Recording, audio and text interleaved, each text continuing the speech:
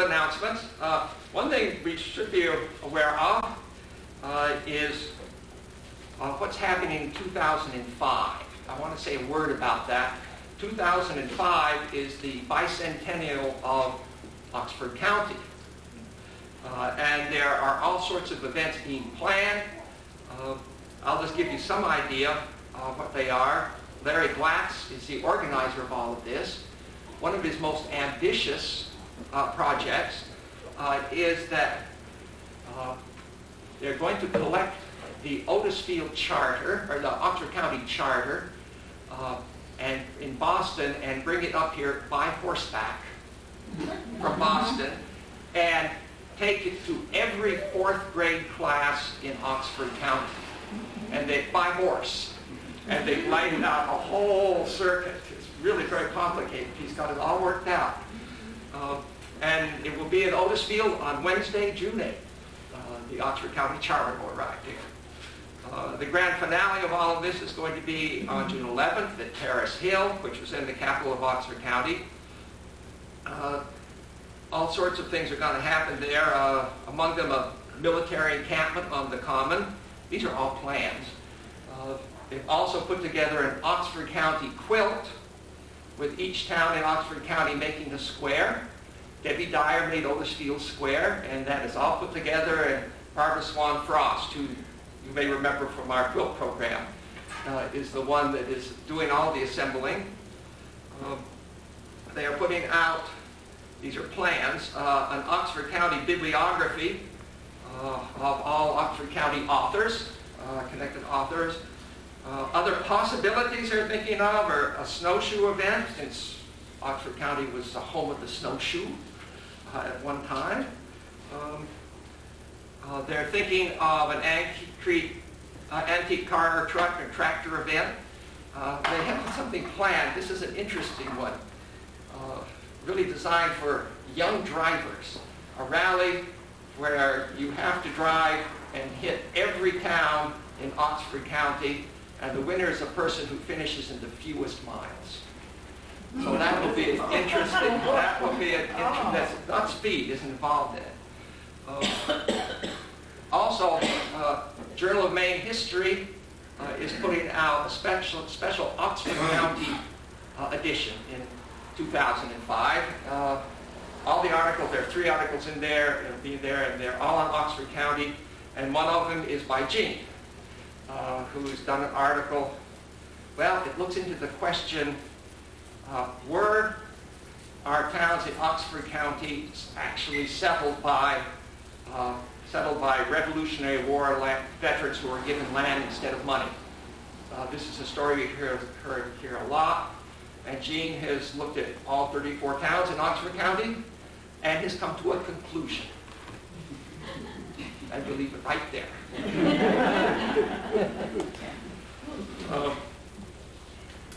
Also, remember that our last meeting of the year, last scheduled meeting of the year, will be on October 28th at the Town House on Bell Hill. Not here, at the Town House.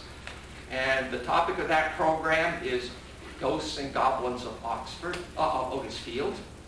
And we're going to have a Halloween party. It's not required, but we urge you to come in costume. We are collecting Otisfield ghost stories. You'll hear about a haunted pine of Sylvester Ridge and the headless horseman of Porcupine Mountain and the ever-sinking grave on Scribner Hill. And you're invited, if you can come up with some stories, that would be great. If you want to make them up, nobody will know the difference. They will then become part of the history of Otisfield. Another event, if you remember, last fall, there was a group making a film up at Bell Hill and up on Scribner Hill. Well, I called Lee Faulkner, who was one who was doing it, last night, and said, well, is there any chance that we can get a copy of that to show at our Historical Society meeting? He said, well, it's not quite done yet, but I can give you a rough cut. this still needs a little editing, but it's pretty close, he said. So we're going to do that. So you will see the film King of Cats. I think this is probably a world premiere. I don't think Otisfield has ever had a world premiere before. You should dress accordingly. But you should dress accordingly. maybe you should dress accordingly. So that's going to be, I'm really looking forward to that because I watched them making that thing up in our upper field. I couldn't figure out what was going on. So we'll see. So that's October 28th. I urge you all to come. Does anyone else have any other announcements? Businesses? If not, I'd like to turn the program over to Jean Hankins, who is our speaker tonight. And she is going to give you a paper, which she first gave at the University of Maine Humanities Conference 2 years ago up in Farmington, and then last year she gave it at the Maine Genealogical Society's annual meeting up in Fairfield, and decided it was time she ought to give it in Otisfield since it's about Otisfield. So without more ado, I'll introduce Jean. Okay. Thank you. Before I read the paper, I thought it might be well, I'm supposed to be aiming myself at the camera, it might be well if I reviewed the history of, particularly of the Mary Friday Night Diaries. A lot of you have heard part of the story, but I don't think we've ever put the whole thing together. We've had different programs. At one time, Nancy Holman's students came out, you remember that, and read excerpts and did kind of a nice bit of dramatization. But I want to just give the more or less the quick history of the two diaries. I don't know so much about the Persis Sibley Andrews diaries, but we have three experts here who know all about them from the Andrews family. They know a lot. However, so I will concentrate on the Mary Friday Night diary. Just a brief history of what the historians call provenance, which is what we'll explain. And when she died in 1896, she left one daughter. She also left this rather large, well, not so large, pile of little books, or diaries, that she'd been keeping since 1836. Which I think she stopped keeping them 4 years before she died. She lived in Bell Hill all her life, and the diaries are filled with wonderful things. They're one of the town's treasures. Anyway, the daughter Isabel, whom Howard Dyer knew quite well, but we'll hear from Howard on that later. Howard knew the daughter Isabel, who was very large. Isabel did not get the diaries. The diaries went instead to Mary's niece, Sybil Knight, who lived across the street from her. Sybil Knight, some of you may know, married Nathaniel Lamb. This is where Ethel comes. A lot of people have a piece of this story. Ethel comes in here because Nathaniel Lamb lived on Bean Road in a house that Ethel now owns. It was Dr. Moore's house. Have I got it right? The diary moved with Sybil to that house, I believe. Okay, Fanny Lamb died, and Sybil Lamb moved to Scribney Hill to stay with her good friend Dave's Aunt Betsy Kemp. So, as I said, lots of connections. Aunt Betsy Kemp and her two or three brothers lived alone in a big old farmhouse where we now live. Eventually, everyone in that house died, and it became the job of Dave's Uncle Fred Pottle as executor of the Kemp brothers' estate to do something with all the possessions. He solved the diary problem by taking it home to New Haven. So he had it for a while, and I think his conscience got the better of him, and he gave it a few years later to the Maine Historical Society, which was a very good thing to do. This was about 1965, I believe. So Uncle Fred had it for a long time, and the Maine Historical Society put it in their special collections, and they put it in boxes in climate-controlled conditions and all that kind of thing, so it was well cared for. 1981, this society was founded. When I became involved with the society around 1994, after we moved here, I found a letter written by David's mother, Nellie Hankins, who many of you know. The letter from Nellie was to the Maine Historical Society, and it said, now that photocopy machines are available, can we have a photocopy of the Mary Pride Night Diary? Because we don't have a copy in Otisfield. You've got it there in Portland, and we would really like it. The answer came back, no. We don't photocopy anything this fragile. Well, I've been hearing about this diary for years and years, little bits and pieces, and I went at the Maine Historical Society and looked at it and thought, I wonder what it would take if I came in here once a week with my laptop computer and copied it. Dave said, no, don't even think about it. So we put that aside for a while. Then it occurred to us that if we could get the thing microfilmed, then that was another way of copying it, and maybe the Maine Historical Society would be agreeable. They were, much to my surprise. It's much less damaging to something like that to microfilm it, and you can make as many copies as you want.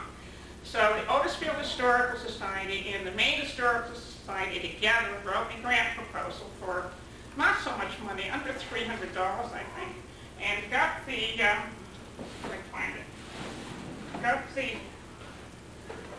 what we ended up with. This is the diary in other form. Okay, well this is great. You still can't read it. So I thought, well, wouldn't it be nice if we could now move this from microfilm version to a typed version? We had no microfilm viewer. We put an ad in a state librarian's journal, and sure enough, lady in Brunswick said, you're the answer to my prayers. I want to get rid of the microfilm viewer I have in my basement. It takes up too much room. She gave it to us, and it worked beautifully for 2 years. And I went up to my little office for 2 years and transcribed from microfilm. And I ended up with what amounts to these two. This is, see, the diary keeps changing shape. So the diary is, this is the entire diary right here in folders, arranged chronologically. Okay, it was a very, very interesting project. In 1994, I'm going jumping back a little now, Barbara Kane showed up at one of our historical society meetings and said, oh, I think I have something that belongs to you. And she came up with this. Now, this is the Diary of Mary Pride Night, 1837 to 1892. And I said, what is this? I've never heard of this before. It is a transcription made in 1928 by one Marguerite Lovewell of Otisfield. It is done on onion skin paper. It is pretty fragile. You can see it's a typed copy. It is the only typed copy. Okay, so you're asking now, well, why did you go through this business of microfilming and all that? Well, the answer is that this is only portions of the diary. It's not all there. It's pretty obvious that this does not equal this. This is how many pages long? 193 pages. This is 2,000 pages. So that gives you some idea of what she put in. Marguerite Lovewell put in things that she found interesting. She said she excluded sentiments, feelings. She also excluded everyday weather. She was not interested in that. She left a lot of stuff out. Nancy Homan, that's why Nancy Homan of Norway, and I decided that this had to be transcribed in a complete edition. So that's the reason for all this. Okay, it took me 2 years to do it. John isn't here. John Nicosia now lives in Mary's house on Bell Hill Road. And he was breathing down my neck the whole time because he wanted to read it. As soon as it came off the computer printer, he wanted to read it. I think he never did get a complete version, but it was kind of interesting. John would come to the house once a week and spend an hour or two with all these questions I couldn't answer.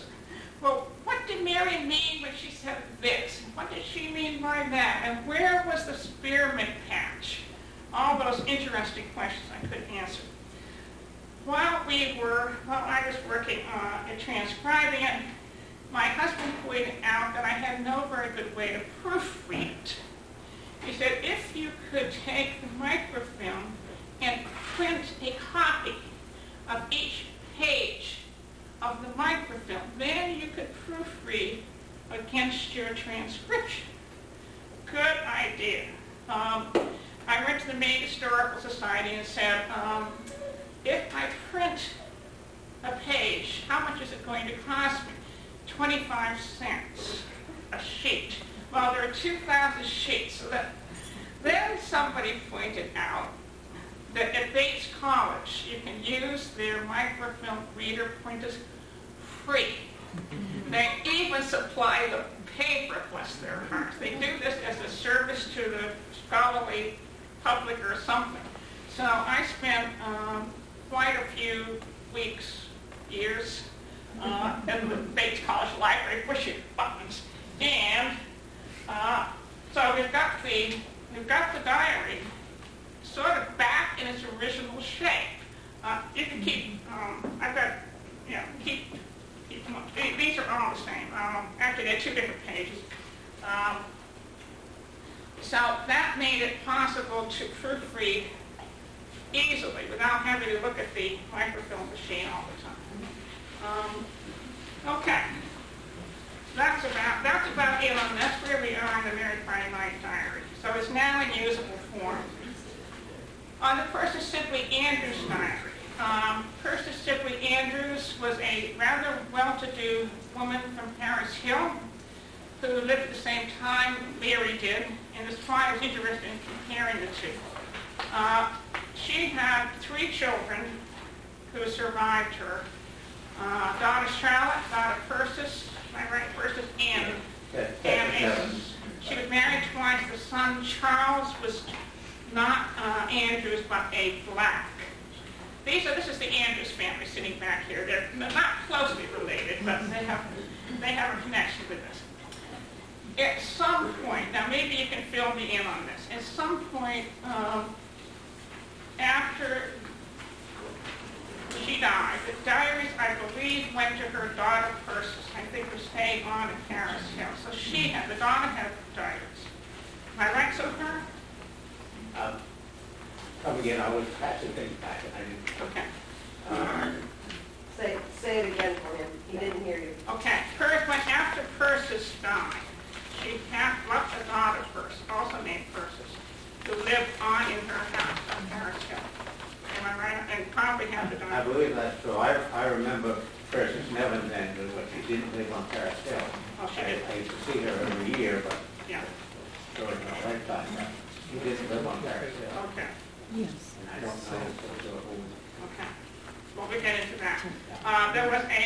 In the meantime, somehow, there were 11 volumes of the Andrews diaries. I think 11, 10 or 11. Half of them ended up at the Maine Historical Society. The other half went to Massachusetts. This is what I don't understand, how they got to Massachusetts. They're at the Massachusetts Historical Society. They don't quite remember how they got them. They're part of a larger collection of papers that somebody donated. At any rate, it's complicated because there are these 11 volumes, and they don't go 1 through 5 and 6 through 12. They don't do that. They go, volume 1 is missing altogether. They've got a transcription of it. We don't have the original diary. Volumes 2, 3, 5, and 7, and 8 are made historical stuff. Volume 4, 9, 10, 11, 12. They fit like this, are in Massachusetts. Massachusetts Historical Society has microfilmed theirs. 2 or 3 other people have transcribed, including an Alice Hewins, who was Mary Persis Sibley Andrews' niece. Am I getting it right? Niece. She did a wonderful job of transcribing them and typing them up, and her copy is at the main Historical Society, but she made a second copy, which you had in the Andrews family, and which last year the Andrews family donated to the Hammond Memorial Library in Paris Hill. The Hammond Memorial Library now has the whole caboodle. They have everything that anyone has. In fact, they have volume 1, which nobody else has. So if anyone's interested in doing research, Paris Hill is the place to go. Okay. Now to the back, any questions on this? It is confusing and complicated, but maybe it will make more sense when I start. Any questions so far? Okay, I will start in. This paper, as I said, I gave given twice before, so bear with me on it. If you climb up to the belfry on Bell Hill, don't do it, but if you should do it, you look directly north at Paris Hill, 12 miles distant as the crow flies. From these 2 hills have come 2 remarkable, unpublished 19th century diaries, which I'm going to talk about in this paper. One was written by Mary Pry Knight, the other by Persis Sibley Andrews. Recently, microfilms and new transcriptions of both have become available. The transcriptions have greatly improved their potential use for historians as sources of social, political, and local history, to say nothing of genealogy. The diaries also have great potential for understanding the lives of rural New England women. The 2 authors probably never met, but had much in common with each other, and indeed with most rural Maine women of their time. Their ancestors were English Protestants, mostly farmers, who had been in New England for generations. Mary and Persis were born 2 years apart, married relatively late, and gave birth to several children. And again, like many women of their day, both taught school and both had artistic ability. It is not surprising then that the time frame and content of the 2 diaries are so similar. Both women write, for example, about Millerites, who were the people who prophesied the end of the world in the 1840s, I believe. Millerites, Locofocos, that's a political party, and abolitionists. But despite all these similarities, the diaries immediately impress you as strikingly different. Different physically, different in style and method, and above all, different in the way each woman reveals herself. Both diaries are unusually long, 9 volumes covering 56 years in the case of Mary Pry Knight, 11 volumes and 25 years in the case of Persis.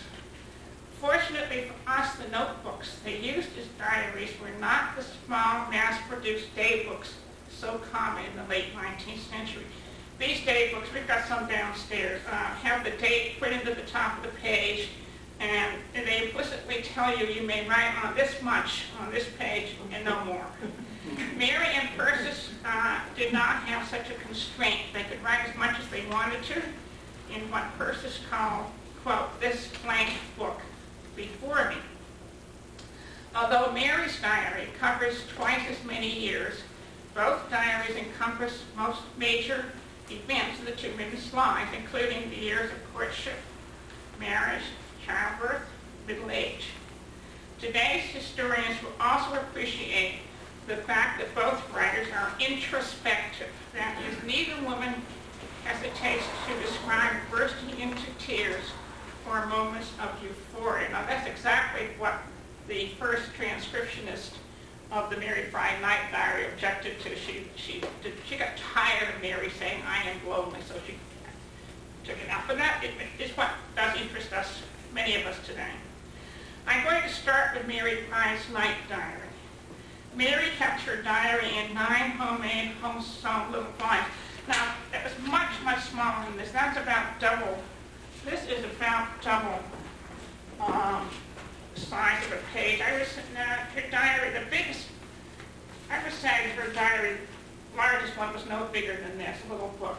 And she made it by folding sheets of paper, just ordinary paper, all kinds of paper, not nice pads, folding them many sheets and then sewing down the center. I have back. It's pretty rough. Sometimes the paper is uneven and sometimes the edge is missing. It's rather crude. Sometimes it just kind of scraps the paper. If we assume that there were no missing pieces in her diary, then she began on December 12, 1836. She was then 25 years old, unmarried, living at home with her older sister and her widowed mother. She was the second from the youngest, next to youngest in a family of 7 children. She had 3 older sisters and 2 older brothers. The very first entry sets the tone for the whole diary, which continues without interruption until 4 years before her death. In this first entry, she writes a single, unpunctuated sentence. I'm sure you picked that up from these samples I passed around. She does not, once in a while she uses a period, but never a comma, and very few periods, and very few capital letters. She writes a single, unpunctuated sentence in handwriting that people in the Maine Historical Society call unschooled. It isn't fancy writing, but I found it actually fairly easy to read. Well, you just get a little skeptical, like I said, but once you get used to it, it's fairly easy to read. This first entry goes like this. December the 12th. It is very pleasant for the season. Beautiful weather for school. Remember, she's 25 years old. I have been to school today for the first day. How much I shall go, I cannot tell. Nor how much I shall learn, I don't know. But hope to learn much. The pattern is set. Mary dutifully writes in the diary almost every day, apologizing on the days when she does skip. Each entry, almost without fail, begins with a comment on the weather. While she usually writes, and also there's the business about school. She's not teaching school, she's going to school. And she's been to school before, but she means the first day. I think it's the first day of the term. They have a winter term at that time. So it's probably the first day of the winter term. I think she goes intermittently. And people did this until these unmarried girls would keep on going to school until they themselves became teachers, as Mary. Mary usually writes only 2 or 3 lines, but on occasions when she has something very interesting to record, she writes more. Here, for example, is her entry for January 25th, 1837, just a little while later. This is a little hard to read. It has been a very pleasant day, the weather again. There is debate at Mr. Dole's tonight. Mr. Dole lived up the hill. Some horrors today about work. When she means by some horrors, she means probably mental depression, I'm thinking. The sky is beautiful to behold. The northern light, this is tricky, the northern lights are red in the room of being night today, as they naturally are. I'll get back to that. They make the snow quite red. They went to a point in the sky. They alarmed some of the family, but I have seen the sky look just so before, but it was in the fall when there was no snow on the ground. It was 2 years ago, last fall, Wednesday evening. This early entry brings out 2 more interesting features: her language and her interest in recording historical events exactly. Put simply, Mary seems to write exactly as she must have taught, using expressions that are often colloquial and sometimes archaic. the sentence I read, is one example. The northern lights are red in the room of being night. What that in the room is an 18th century expression. It's about 100 years too late. In the room is being instead of, in place of, in the room of. Very old-fashioned. Her sentences run on. Her spelling is largely phonetic. And I think you probably picked up. Moreover, she makes a point of telling us exactly when the previous show of Northern Lights occurred. 2 years ago, last fall, on a Wednesday evening. This emphasis on setting the record straight is repeated throughout the 56 years she keeps the diary and suggests her need to serve also as a local history keeper. Her brother, Samuel, who was older than she was, also left a diary.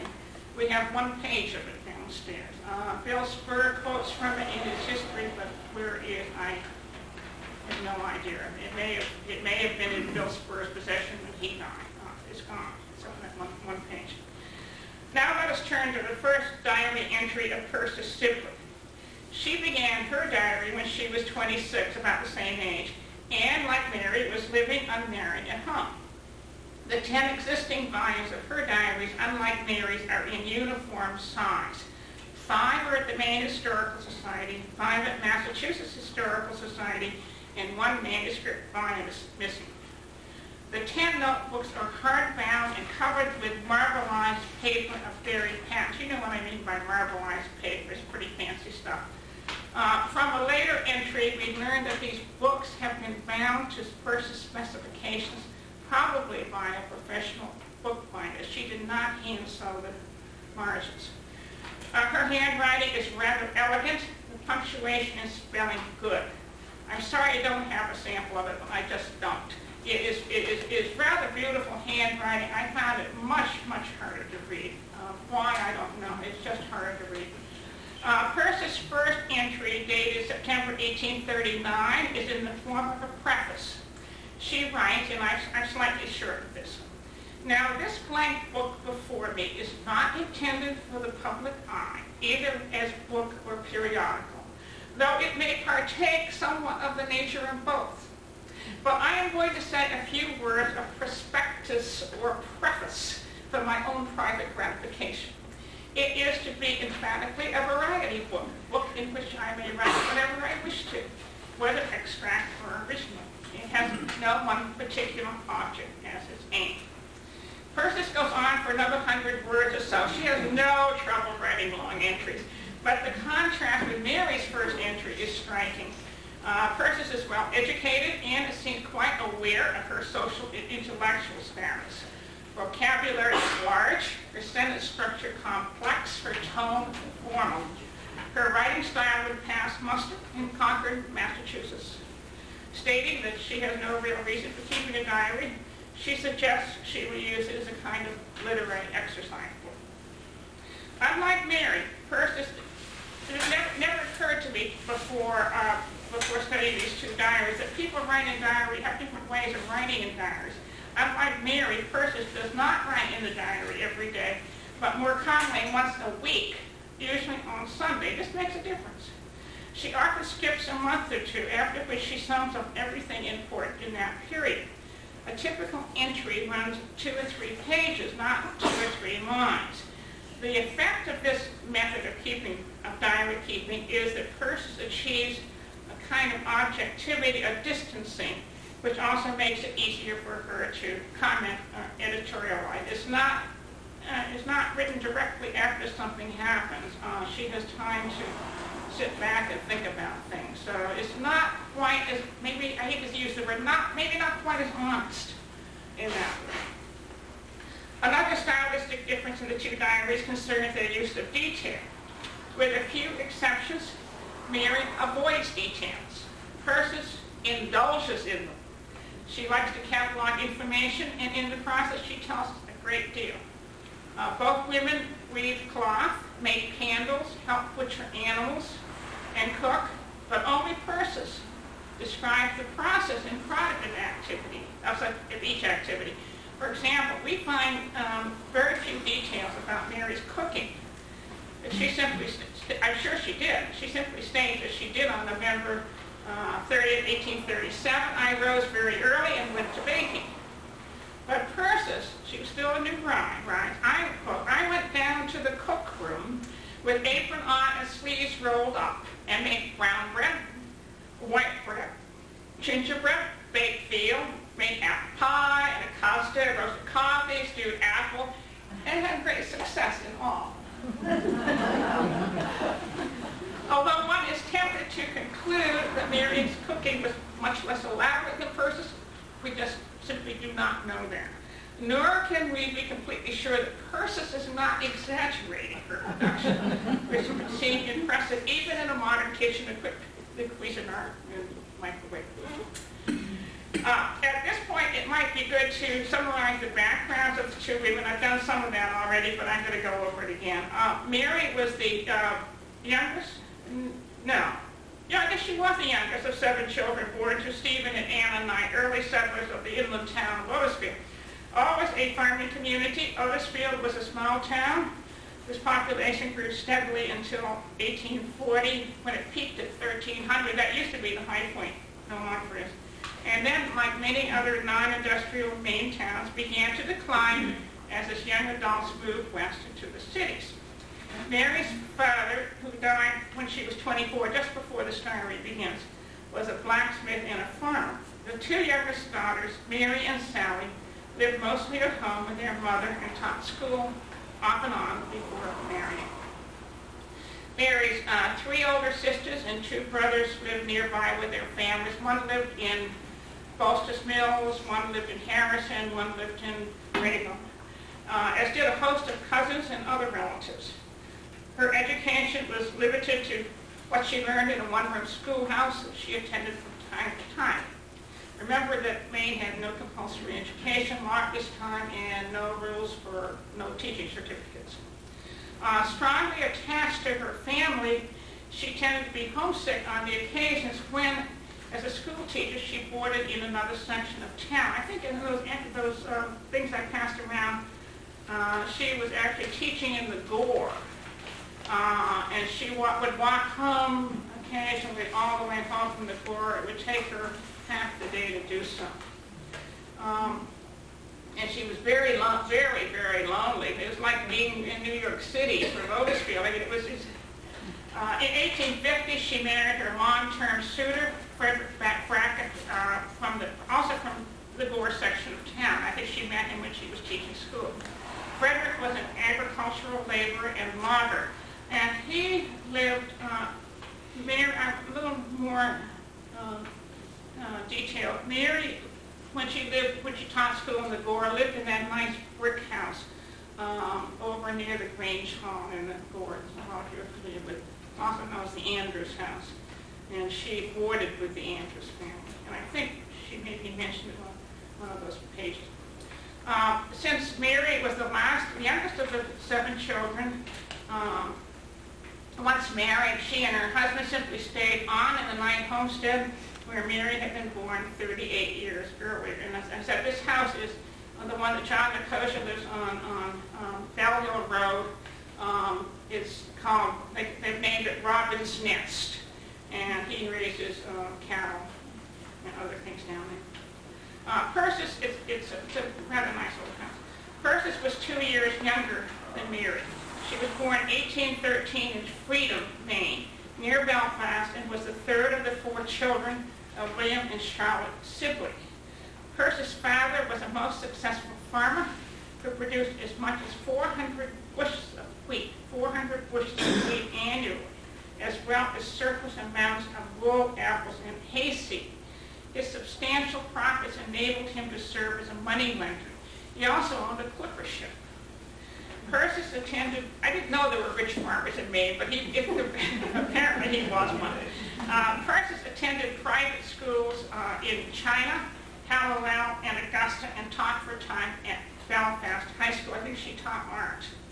Like Mary, Persis agonized over marrying.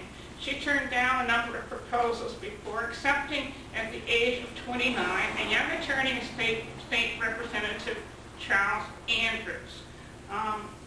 the reason there are so many Andrews in the area is that Charles was one of 9 children, is that right? Big family. Is that right? You know the number of Big family, yeah. One was my great-great-grandfather. Yeah, right. But I can name several of them, but I don't know the exact number. You're not descended from Charles and No, Persis, which is just as well, yeah. From his. Yeah. It's not Anson. After brief stays in the main towns of Turner and Dixfield, the young couple moved permanently to Paris Hill, which had recently become the county seat of Oxford County. Paris Hill was part of the bustling town of Paris, which in 1850 was twice the size of Otisfield, and especially after the railroad came in, was fast becoming a regional manufacturing center. The village of Paris Hill gained a social status to match its altitude above the rest of the town when, after 1805, several handsome county buildings were erected. Of course, many of those are still there. With its political prominence and fine view of the mountains, Paris Hill attracted many outstanding, influential families, including Charles and Persis Andrews.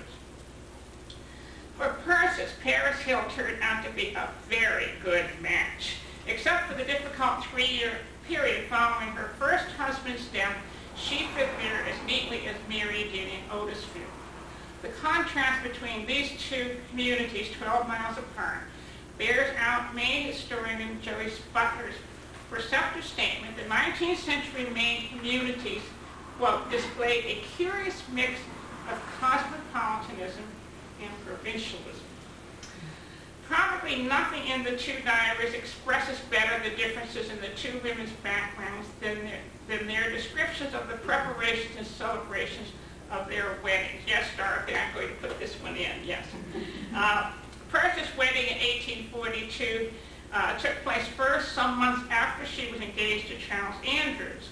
The diary tells of a large quilting party and shows Persis making comforters, quilts, and bed ticks.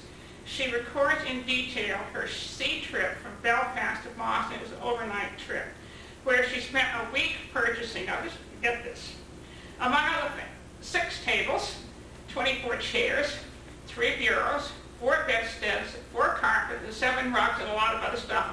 In fact, in short, all the necessities for starting married life. A list of her clothing wardrobe, she also bought on this trip, includes 22 dresses, 7 of them silk. It's interesting that although the preparations for the marriage are described in great detail, the actual ceremony is not. June 22, 1842, and I am a wife. It is over now. I did not realize it, but it is so. We were married at 10:30 this morning, exactly the time set by Reverend John True of Freedom. Every single thing went off exactly as we would have it. Everything conspired to render the occasion agreeable. I exchanged my vital garments for a traveling dress and left my father's home. As soon as our chaise had left the door, I could no longer restrain my pent-up feelings, but gave them vent in a passionate flood of tears. Now here is Mary's entire entry for her wedding day, June 3rd, 1850. This is the whole day, every word. No punctuation again. It is fair and warm. In fact, when I was getting ready to read, I had to put slashes in because I didn't know where to pause because their sentences just run on and on and on. It is fair and warm. Now the farmers are up and doing. Busy times, for the planting is late to them. We all went to work as usual. I felt not very well.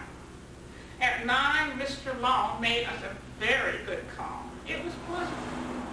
Frederick come in from his planting, and I for the wash tub. We stood right up, and Mr. Law married us right off, just as we was. Nobody there but Mother. And here's another archaic phrase. I don't understand this one. Slay enough peace be. Slay enough peace be, to tie a knot, I hope, with us. I hope we shall not fall from it in the least. It was a tight siege to go through. Oh, how I did feel after it was over. We went to work as tight as ever.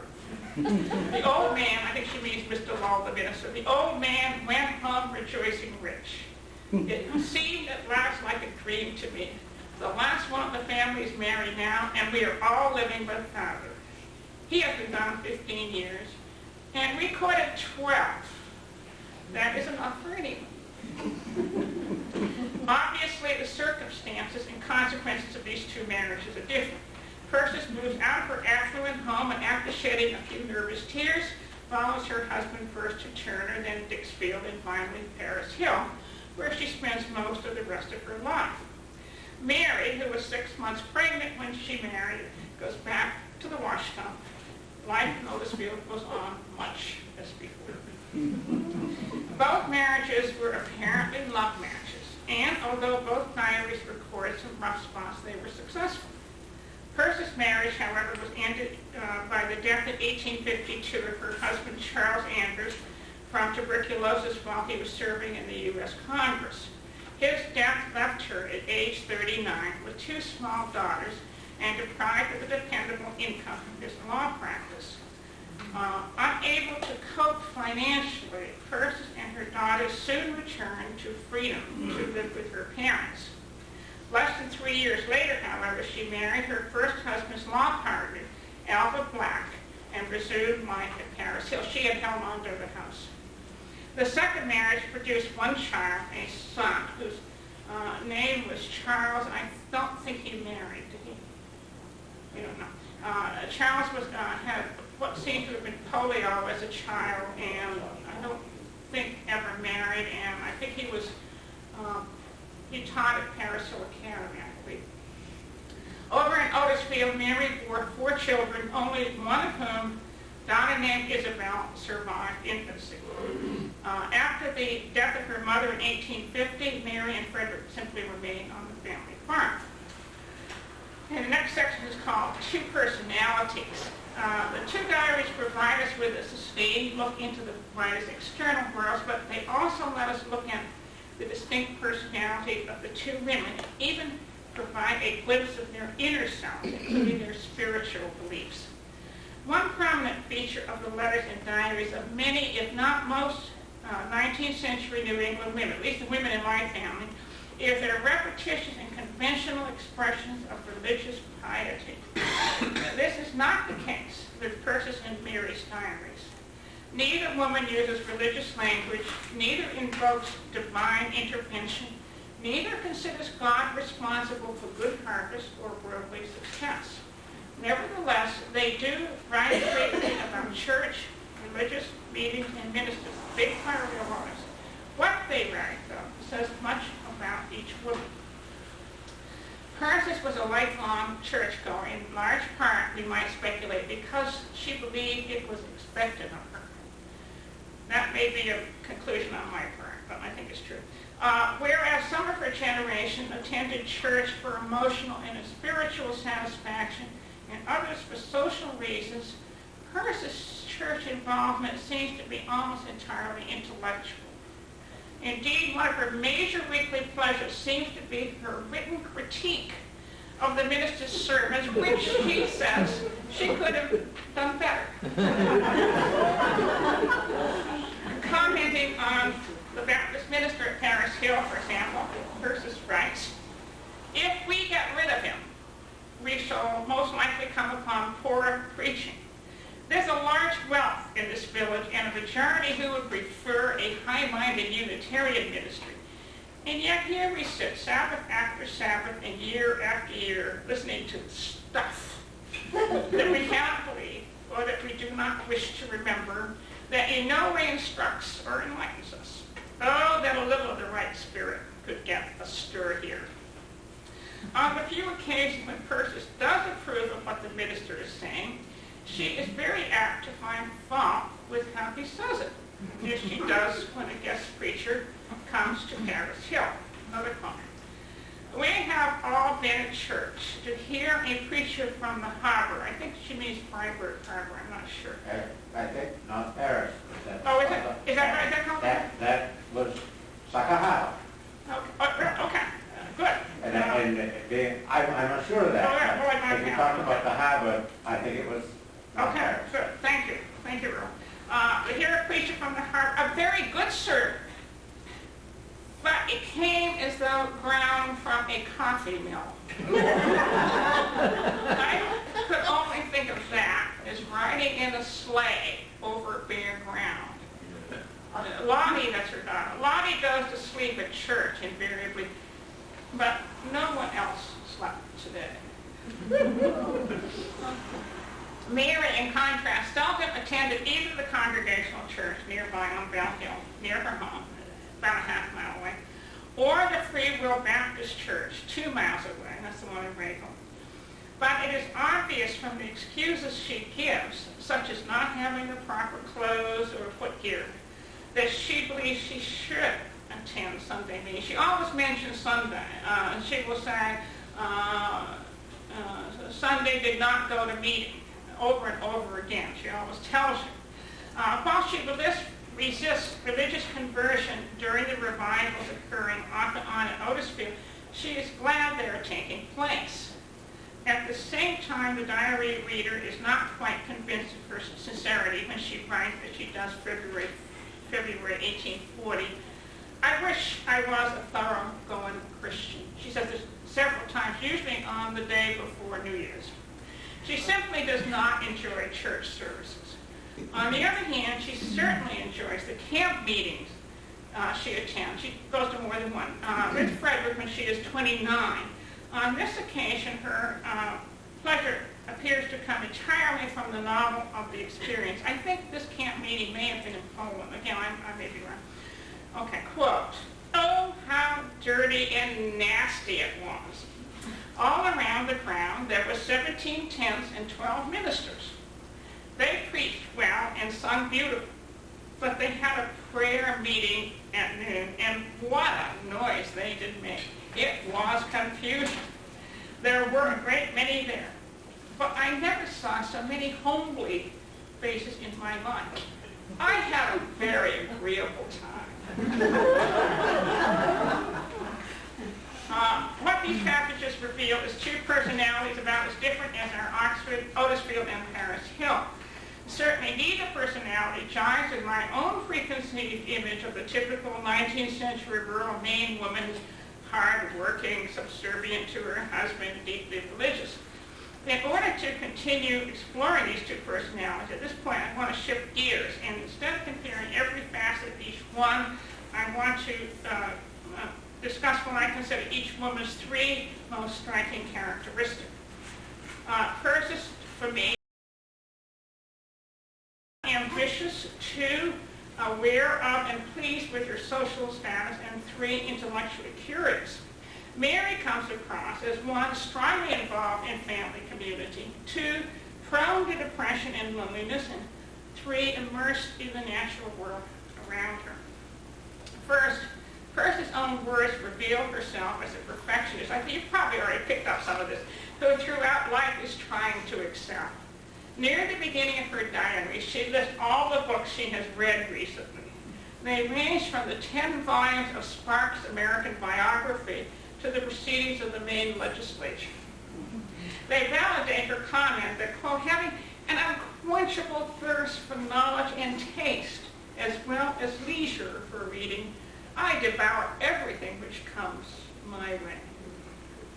In later entries, she states that the work she has made is sure to win admiration and a prize at the county fair, that her children excel at school, that her house on Paris Hill has the finest lines, and that her garden is the neatest anywhere. Persis is always aware that by virtue of her family's wealth and education, she is socially superior to most others, particularly in her hometown of Freedom. An entry from 1840 before her marriage reveals a rather patrician attitude toward her neighbors. I made calls upon neighbors this morning, which I have not done since last summer. Why don't I go oftener? What if they be ignorant and unrefined? They are good people in their way, and seemed to regard me with a great deal of respect and affection, rudely enough expressed, and a call for me as an honor. In 1849, she attends church, not as usual on Paris Hill, but down in the village of South Paris, where, to her surprise, she finds the church well filled with well-dressed, orderly people, notwithstanding the insignificance in which they are held by Paris Hill and Norwich. Paris does realize she is fortunate to be living in Paris Hill, where her neighbors are, as she puts it, genteel, educated, and accomplished more than usual for a country village. Soon after moving there, she calls Paris Hill more refined and more literary than Dixfield. And at a neighbor's party comments that, quote, the company in every respect would have done honor in Portland. After the death of her first husband, Persis takes her two daughters to stay with her parents in Freedom. There she describes her girls' bucolic days romping with their cousins. Quote, mornings they ride a mile or two in the wagon with Nancy and a boy, armed with baskets and pails, to pick mustard greens or something else for dinner. At night they ride again with a crew to pick peas by the bushel or raspberries by the 10-quart pail.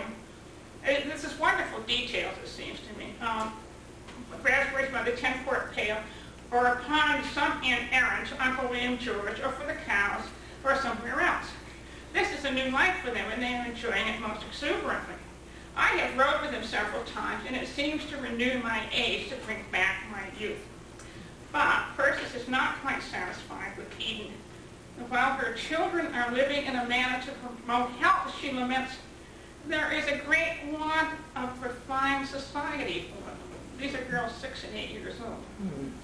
Within a year, Persis' 11th end, her father dies, and she finds she has become a wealthy widow.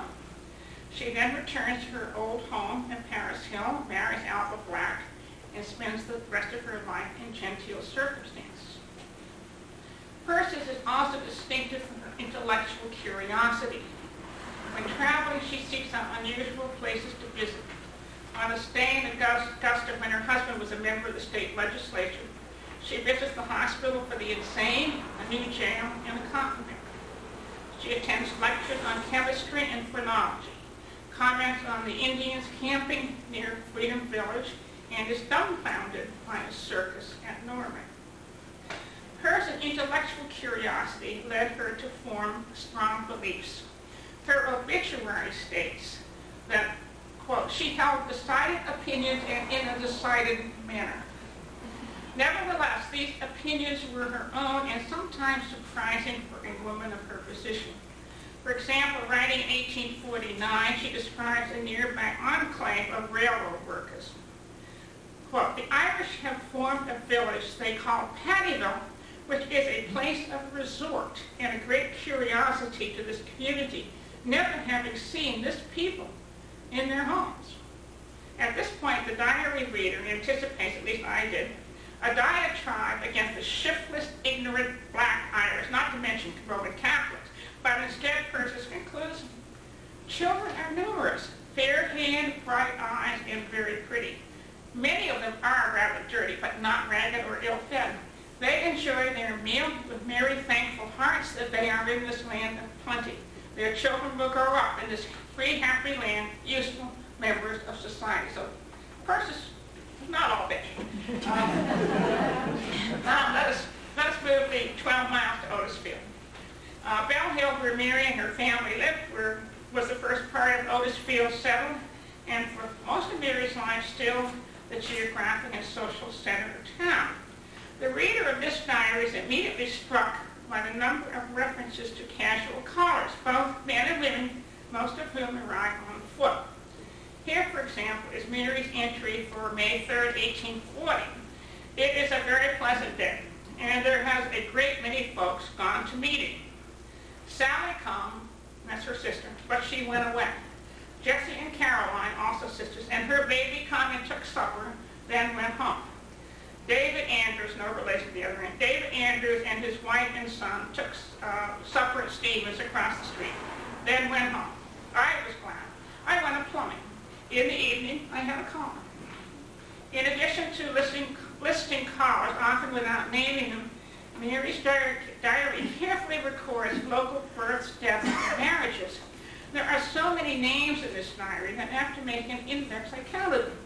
The total was 1,260 individuals, an astonishing number of neighbors and acquaintances for a person like Mary, whose geographic world, in contrast with Persis, was so small. Both Mary's family and her neighbors benefited from her constant presence and readiness, maybe not willingness, but readiness, to perform the roles the community expected of her as nurse, kitchen helper, seamstress, birthing assistant, even undertaker. And of course, such community service was reciprocal. Although Otisfield did have one or two physicians, it seems to have lacked other professional specialists, including, there were no midwives that I found, or morticians, as well as ability to pay for it. A second striking characteristic of Mary is her frequent low spirits or depression. She was especially gloomy during the long winter period when lonesome was her favorite word. These were the months when Frederick was often away working in the woods down east. She complains of neglect. Not a sister has I seen this summer. They don't think much of me, I guess. Often her bouts of self-pity seem irrational. For example, she complains of being lonely, but when visitors do come, she says how glad she is to have them leave. It is hard to reconcile her feelings of loneliness with the record she gives us of the large number of individuals who come and go, and the frequency with which people drop in to visit. But here we might note that the self-portrait in her diary does not necessarily show the same person that her contemporaries do. In other words, Mary's public person may have been happier than Mary of the private diary.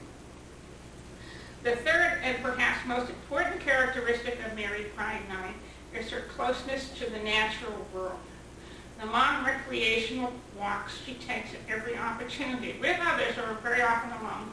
The graveyard, the spearmint patch, the top of Bell Hills, the village of Pinnock, which is Bolster's Mills, Saturday Pond, which she could see from her house, always seemed to sweep away her low spirits. Over and over again, she describes these walks, very often using the same language. June the 18th, at eve we went up to the corner. I never saw the landscape look so beautiful in all my life before. Oh, everything looked so green. I enjoyed it very much. It was lovely indeed to me.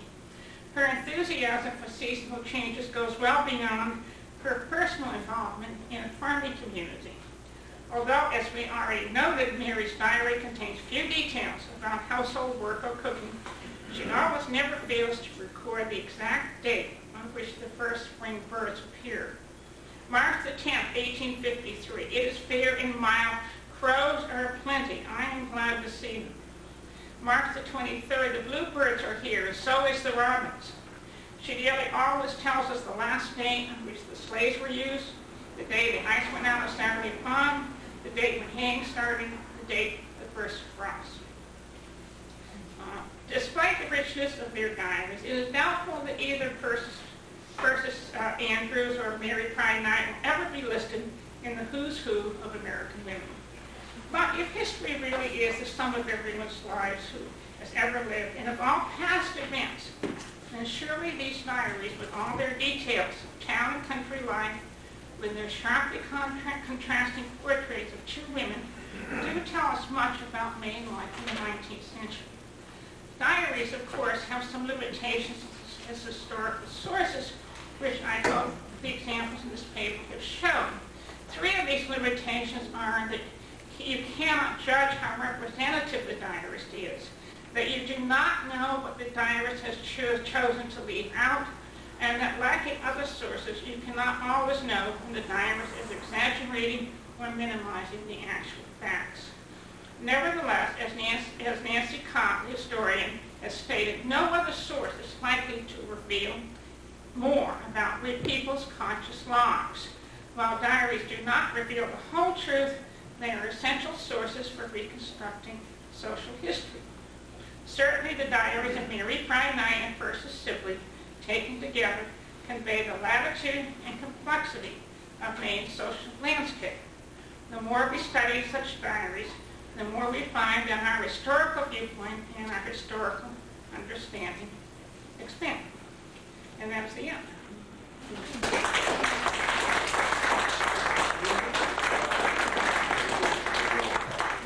Any questions? Comments? What a lot of work. What a lot of work. But it's interesting. Ethel brought in tonight. Ethel and I had been sort of collecting Otisfield diaries. We transcribed Nathaniel Lamb's diary last winter. It was so hard to read that Ethel sat beside me and read out loud as I typed, and that's how difficult it was. And we've just discovered a new one, which is used as a source in this book. I had never heard of this person before, and it is the diary is at the Winter Tour Museum in Delaware. It is an Otisfield diary. I think I've got to look. We just got this book, and the diary covers the period 1892. And we corresponded, Ethel and I, with the author of the dissertation, who wanted a picture of the Gore schoolhouse, which we gave. It's not a very good picture in here, but it certainly is Otisfield, and we're going to follow up on this, so we may have some work ahead of us, more work ahead of us. So, yeah. So, okay. Do we have refreshments? We do. We do. I think. Well, we will have refreshments. Okay, 2 orders.